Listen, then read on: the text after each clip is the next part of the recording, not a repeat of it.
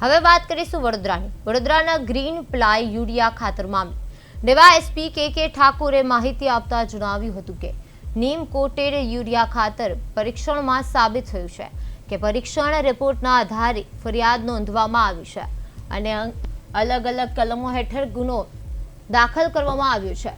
Police દ્વારા સમગ્ર મામલે વધુ તપાસ હાથ ધરવામાં આવી છે। જો કે ગુનો નોંધાયા બાદ હજુ સુધી આરોપીઓની ધરપકડ કરવામાં આવી નથી અને કેસમાં સંડોવાયેલા અન્ય વ્યક્તિઓની ભૂમિકા અંગે પણ તપાસ ચાલુ કરી છે। ગ્રીન પ્લાય યુરિયા કૌભાંડમાં પોલીસની કાર્યવાહી વધુ તેજ કરવામાં આવી છે અને વધુ પુરાવાના આધારે આગળની કાયદેસરની કાર્યવાહી હાથ ધરવામાં આવશે। ગ્રીન પ્લાય યુરિયા કેસમાં પોલીસે વધુ તપાસ તેજ કરી છે। નીમ કોટેડ યુરિયા પરીક્ષણમાં સાબિત થયું છે। ફરિયાદ બાદ અલગ અલગ કલમો હેઠળ ગુનો નોંધાયો છે અને ત્યારબાદ આરોપીઓની ધરપકડ કરવામાં આવી છે। કેસમાં સંડોવાયેલા લોકોની તપાસ ચાલુ છે।